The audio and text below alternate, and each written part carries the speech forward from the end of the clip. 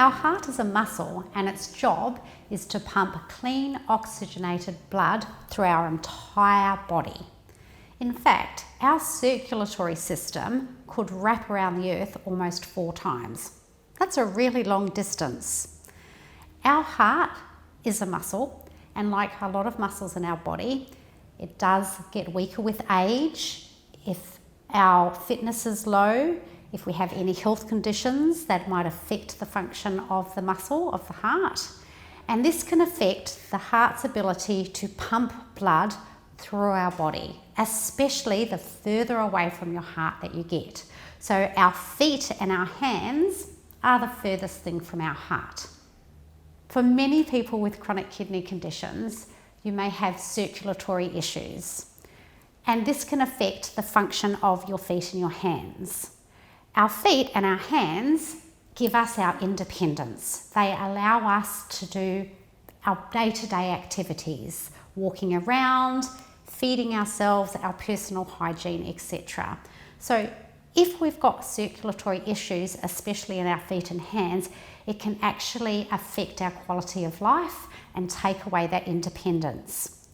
You might find that you have issues with the circulation in your feet, such as tingling, numbness, pain, and you may have even heard words like neuropathy from your medical team. And this is when the circulation to your feet affects the nerves in the feet, which gives you that numb and tingly electric feeling.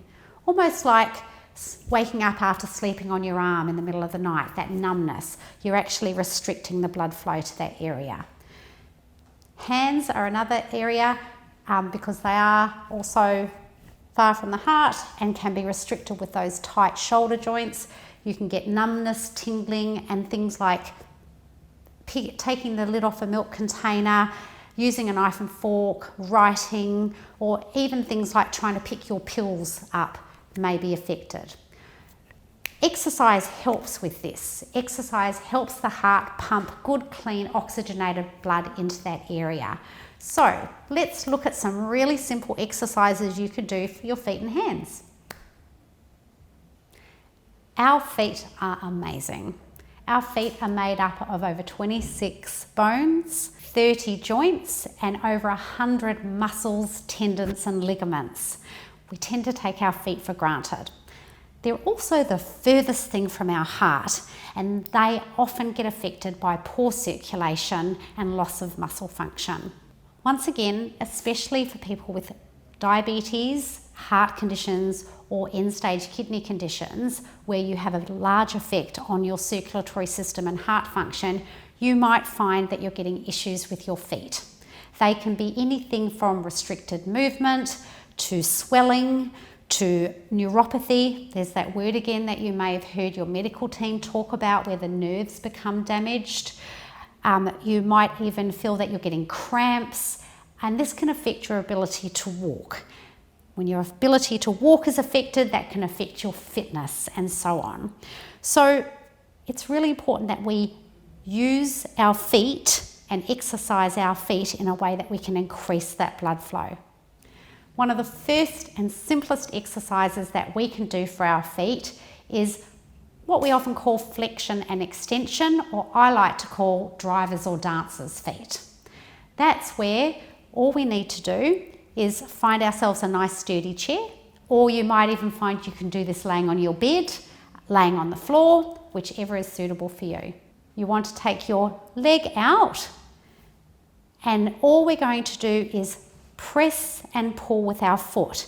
Now you're pushing down and pulling back, just creating that what we call flexion and extension of the foot. Now once again, if you find it hard to lift your leg off the floor, you can always rest your heel on the floor. As I said, you can do this laying down on your bed, sitting in a chair, sitting on the floor, just a push and pull. You may get a few snap, crackles and pops coming from those ankles. Now, if you tend to find that you feel you get a lot of cramp in your feet, you might find that with this one, don't go too hard and fast to start with. just pushing and pulling gently and slowly pumping the blood down towards the foot. Very simple exercise and a really good one to do if you've been sitting for a while and you may need to get up and stand. You might find sometimes that it's really hard for your feet to get started. So this is a good, what I like to call warm-up exercise, pushing and pulling. The next foot exercise is called a foot circle. Once again, you can do this sitting in a nice, firm, comfy chair, or you might even be able to do it laying on your bed, or if you're on a dialysis machine, on your chair at dialysis. This is a really good one to do regularly during dialysis. With this one, you're just going to take your leg out and you're going to make very gentle circles from the ankle down. Now, most people find the hardest part of this exercise is not moving the leg. You want to keep the leg fairly still. You might find you don't have much of a circle. Your ankle is very tight. You want to go one direction, and really important that you change and go in the other direction. Doing about half a dozen or more on each foot is really good. When our ankles are tight, it's like having a kink in our garden hose. It really restricts the blood flow to our feet even further.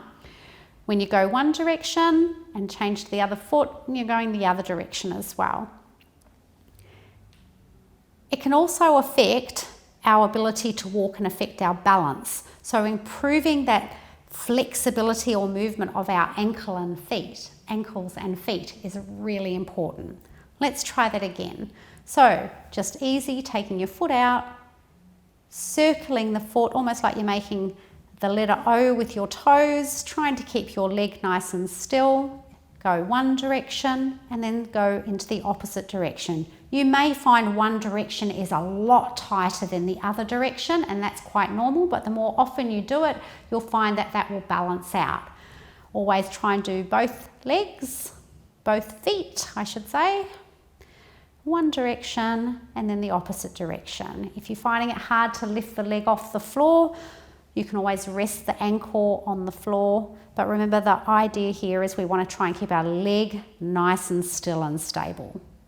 This is something you can do on a regular basis during the day to help that blood flow down to the feet. Once again, a really great way to warm up the legs before you get up if you've been laying or sitting for a long time and you find your legs get a bit wobbly when you first start to try and move. Wouldn't it be great if we could have a daily foot massage to help with the circulation in our feet? Well, there is a way that we can do this. Massaging and promoting blood flow down to the feet helps stimulate those nerves and also helps with the muscle function of our feet. Remember, we have over 100 muscles, tendons and ligaments in our feet that help us walk.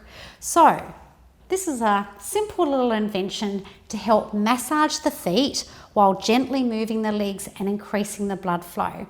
This is what we call our little foot roller. We've been using this for quite a few years now at the Kidney Society.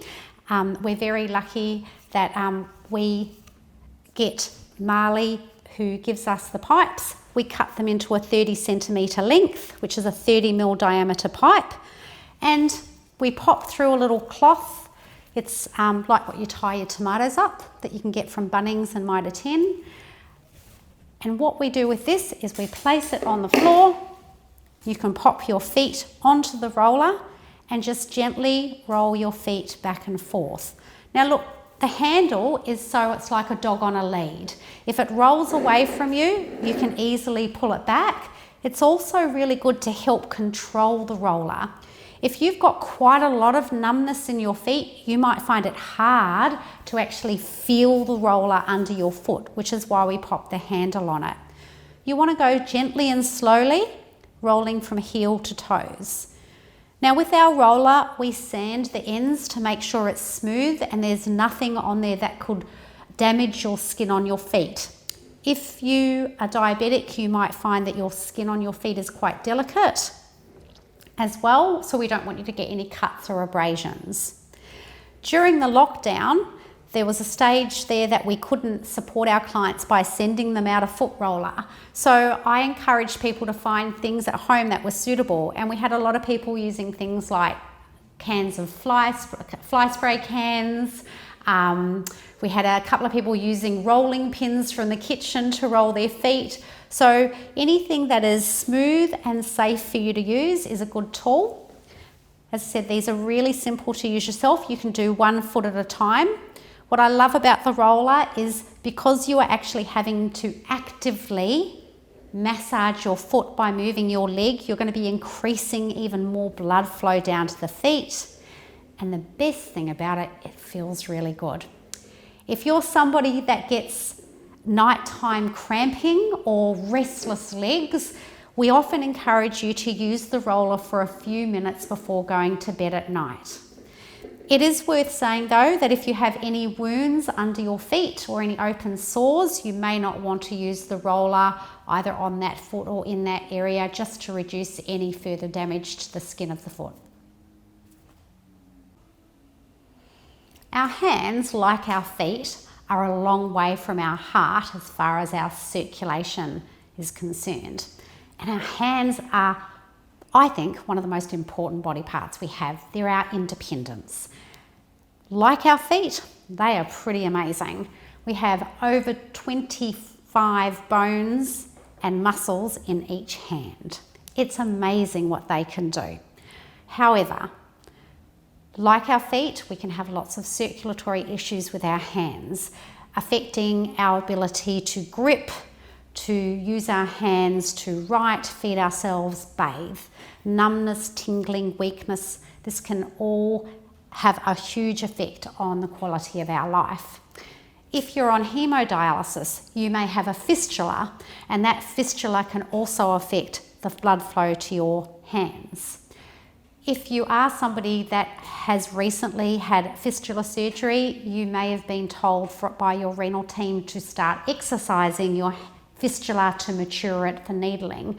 So, once again, exercise is something we can do to help improve the function of our hands and the circulation in our hands. Starting just by a simple open and close. Squeezing the hands and opening the fingers is a really simple little exercise to do. Changing the position of our hands is another good one to do in different angles. Just a nice simple one.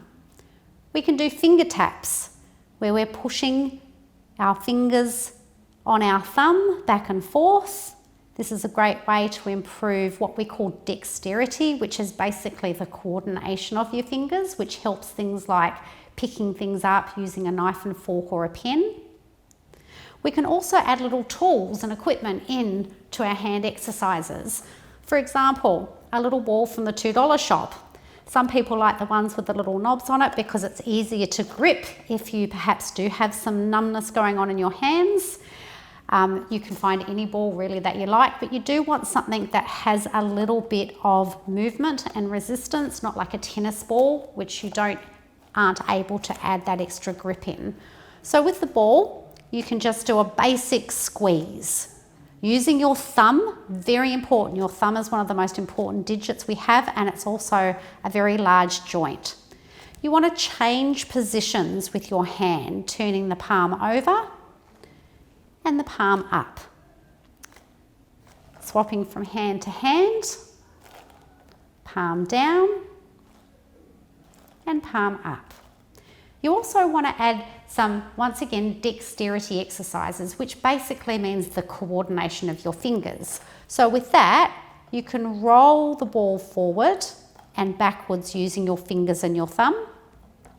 Changing direction. You can do a combination, a couple of good squeezes and a roll forward, and a couple of good squeezes and a roll back. Changing the position of your hand. Nice simple exercise to do, and a really good way of building up that strength back into your hands so you don't lose that function for all those basic day-to-day activities. You can advance the ball squeeze to what I like to call a band scrunch. And all you need is either one of the little stretchy exercise bands that you can get from lots of little places such as Kmart, The Warehouse, Rebel Sport. You can use a piece of paper, you can use a small cloth or even a scarf, doesn't really matter. But what you want to do with this one is just relax your arm and shoulder. So you don't want to be lifting or hitching up your shoulder. Holding onto the end of the band. And the goal here is to keep our forearm and wrist nice and still. And then what we're doing is we're just using our fingers and our thumb to scrunch the band up as far as you can. Remember, you don't want to be twisting or rolling the hand, just keeping it nice and flat, nice and straight, and just going as far as you feel comfortable going. If you find it's really hard to hold your hand up or your arm up, you can rest your forearm on either your leg or a table to start with. And if you want a little bit more of a challenge, you can try and reverse that direction, which is a real challenge to do. It's a really great exercise for building up the strength in the forearm, wrist area, and once again, that strength and power and coordination of your fingers. So once again, we're just holding on to the end of your band, your scarf, a piece of newspaper works really well, and scrunching up, keeping our forearm and wrist and hand nice and stable and going as far as you can. You might find you can only go a few handfuls to start with, but like all the exercises that we're doing on these video series, you may start small. The more you practice over time, you're going to get more and more control. You're going to get better muscle function. Nothing happens overnight.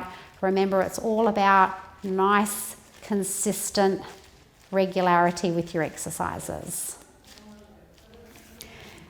The other thing that we can do with our hands is some hand stretches. Just some simple little stretches, such as pulling back of our fingers. Always trying to make sure we include the thumb when we do these. Pushing down. Stretching out with those hands is really important, especially for the fact that we've got so many muscles, and like muscles, they can get really tight as well as weak. So making a stop sign, taking your other hand, pushing back, you can have a straight arm. Pushing down the opposite direction. Taking the palm up and pushing down. Once again, try and include that thumb. And like any stretch or exercise, if you feel pain, it means you've gone a bit too far. So just maybe relax the action a little bit. Even just a simple stretch and flex is really good. We take our hands for granted, and our hands are such amazing pieces of equipment. Once again, simple hand exercises so you don't lose that strength and dexterity for those day-to-day activities.